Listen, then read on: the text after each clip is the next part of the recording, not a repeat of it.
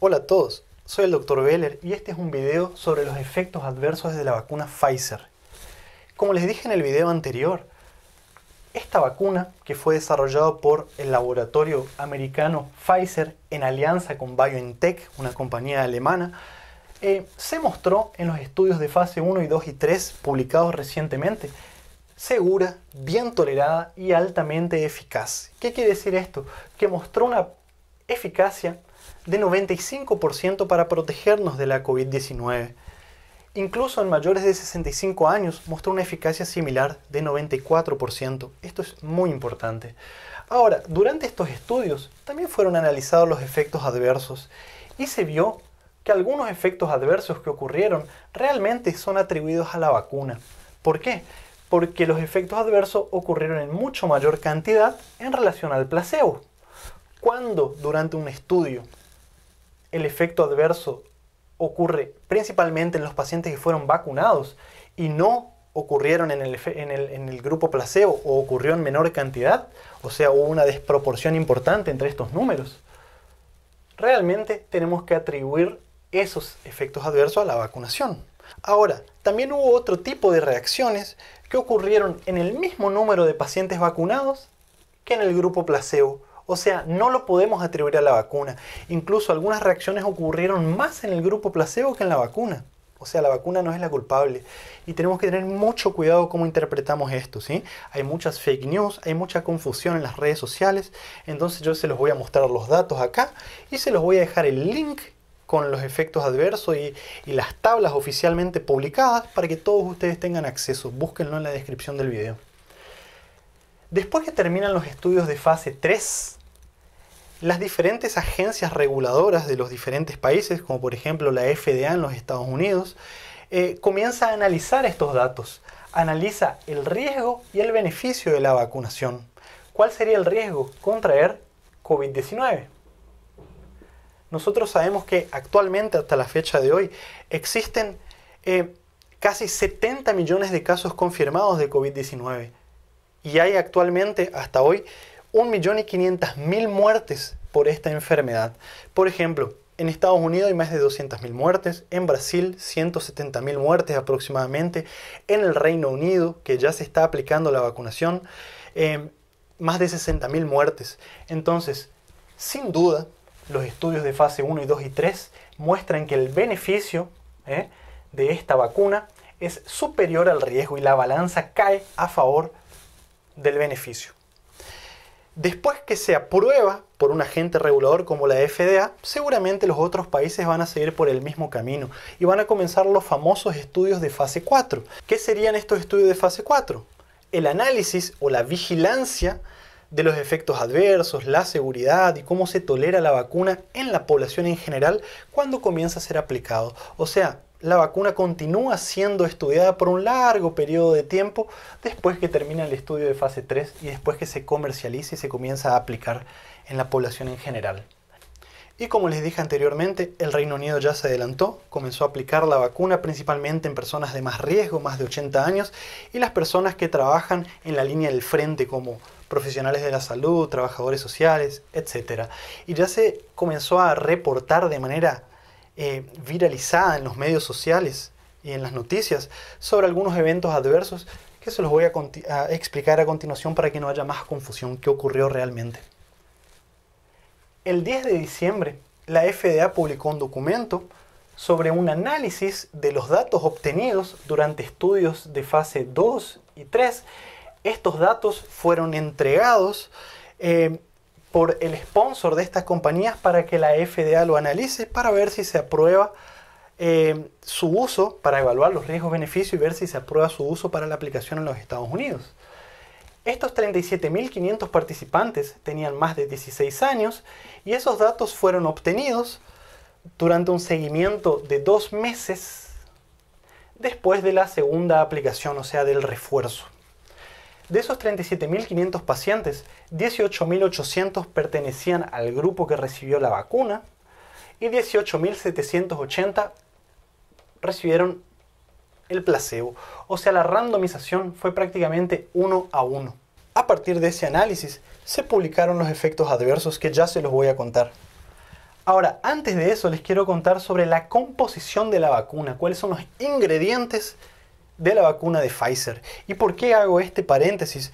Porque son innúmeros los comentarios de las personas que están un poco en contra de la vacunación, que dicen que las agencias ocultan los componentes y los ingredientes de la vacuna.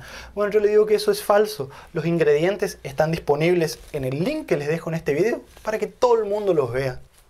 ¿Cuáles son los componentes de esta vacuna?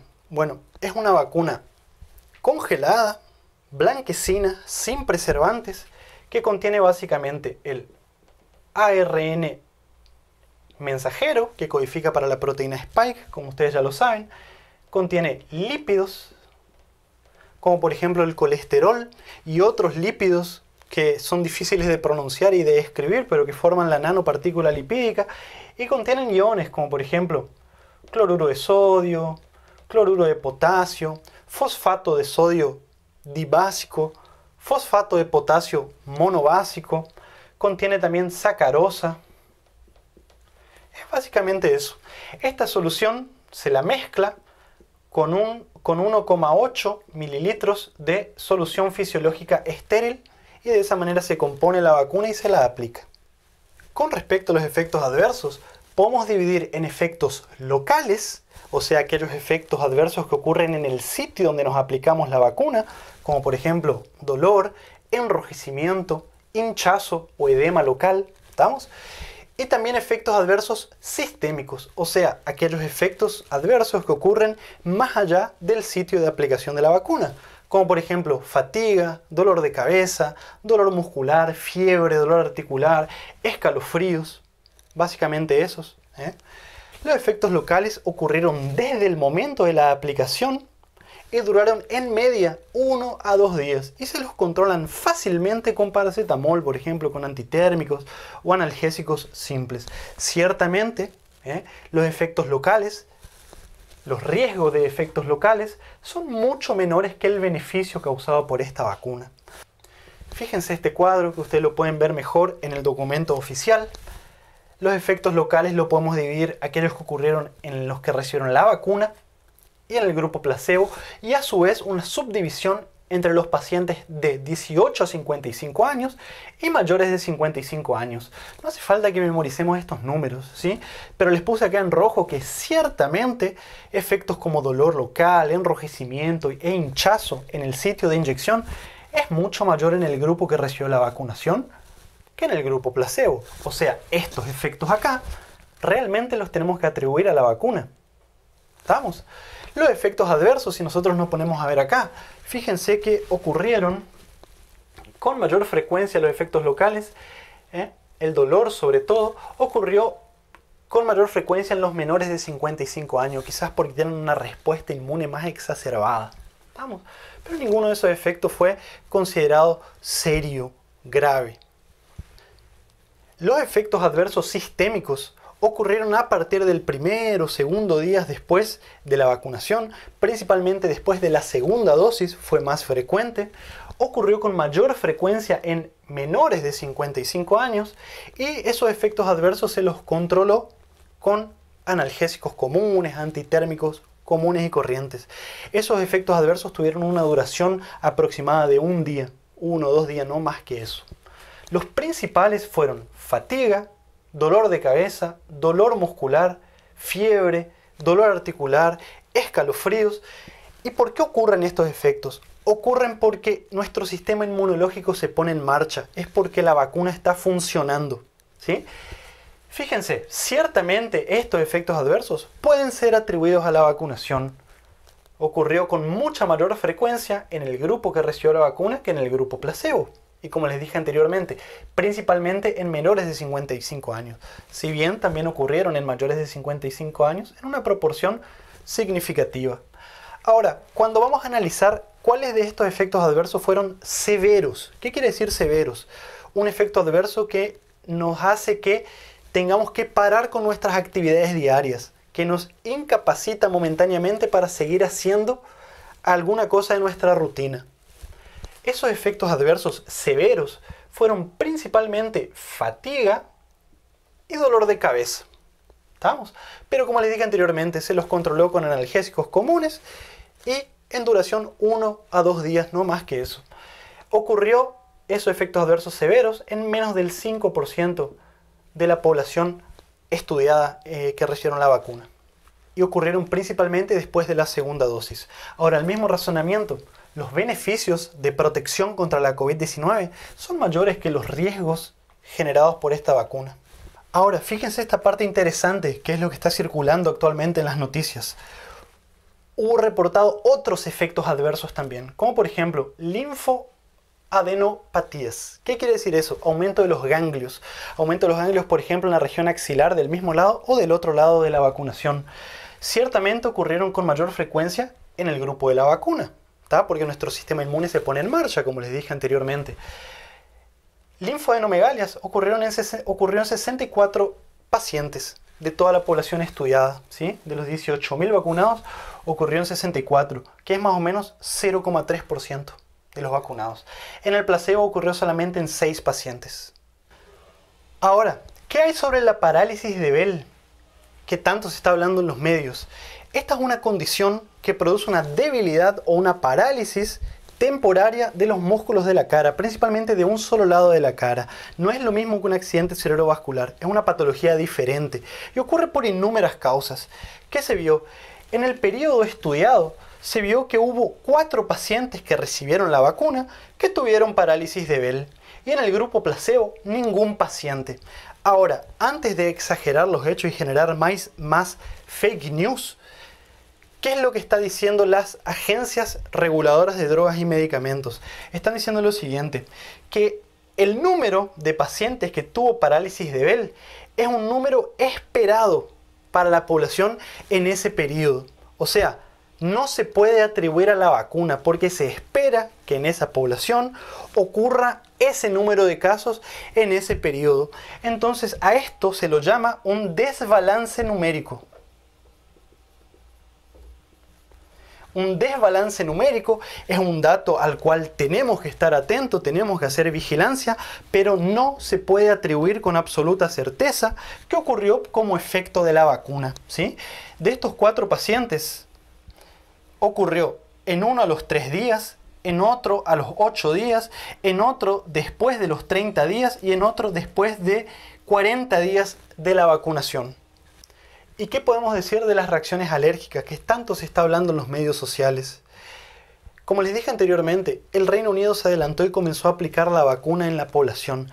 24 horas después del inicio de la vacunación, fueron reportados 2 casos de reacciones anafilactoides o de reacciones de tipo alérgicas graves.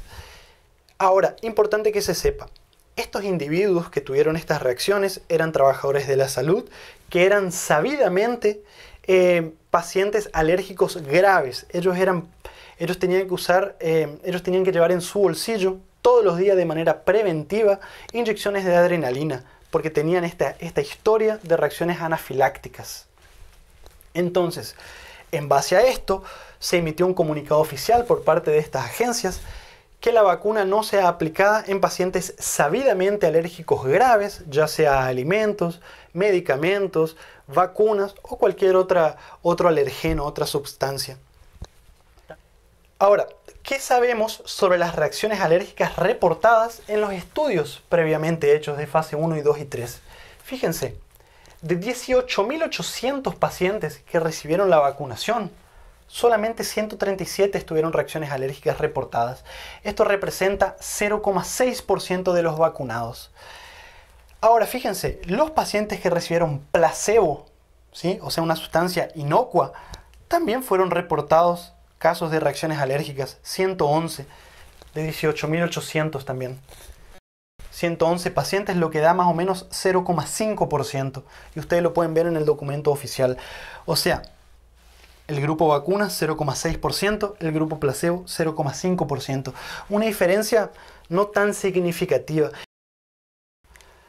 Ahora, ¿qué podemos decir de las muertes? Hubo muertes en los pacientes que recibieron la vacuna.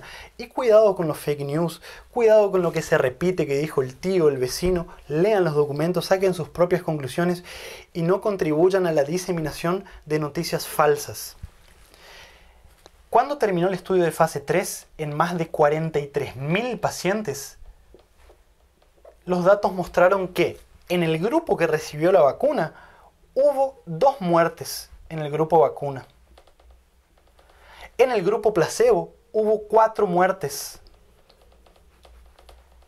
Entonces, de nuevo, vamos bien tranquilo acá, ¿sí? Si en el grupo de la vacuna hubo 2 muertes y en el grupo placebo hubo 4 muertes, ¿se puede atribuir que la muerte fue provocada por la vacuna de Pfizer? No, obviamente que no. Entonces, no diseminen noticias falsas. De estos 2 pacientes que murieron y que recibieron la vacuna, uno era un paciente obeso con enfermedad aterosclerótica conocida, o sea, no tuvo nada que ver con la vacuna, y el otro murió por una parada cardiorrespiratoria 60 días después de la segunda aplicación y tampoco se le relacionó con la vacuna. Y en el grupo placebo también murieron de infarto, accidente cerebrovascular, en fin, complicaciones de las enfermedades que ellos ya tenían previamente. Y si ustedes se ponen a analizar los datos y ven las tablas del documento oficial, por ejemplo, ocurrió apendicitis también en algunos pacientes que recibieron la vacuna y ocurrió apendicitis en algunos pacientes que recibieron placebo. No se puede atribuir a la vacunación. Ocurrió embarazos, sí, hubo embarazos en pacientes que recibieron la vacuna. Para aquellos que dicen que la vacuna genera infertilidad y todas esas noticias falsas, ¿sí? Ahora, ¿se puede atribuir que el embarazo es por la vacuna? No, no tiene nada que ver una cosa con la otra. En el grupo placebo también hubo embarazos. Es solamente para que se entienda la necesidad de no diseminar fake news. Entonces, ¿qué podemos decir como conclusión? Que tras un seguimiento de 2 meses, después de la segunda aplicación en mayores de 16 años, en más de 37.000 pacientes, la vacuna se mostró segura, bien tolerada y no hay preocupaciones en relación a su seguridad. Y como les dije anteriormente, no hay que confundir los problemas de salud que ocurren por el azar, por la coincidencia, por los problemas previos que tenía ese paciente, con los efectos adversos realmente atribuidos a la vacunación. Espero que el video les haya gustado, les haya sido útil para aclarar las dudas que se tenían. Cuando los datos se actualicen, volveremos a hacer un video sobre esto. Déjame tu comentario, dale like, activa las notificaciones, seguime en las otras redes sociales y nos vemos muy pronto con mucho más material.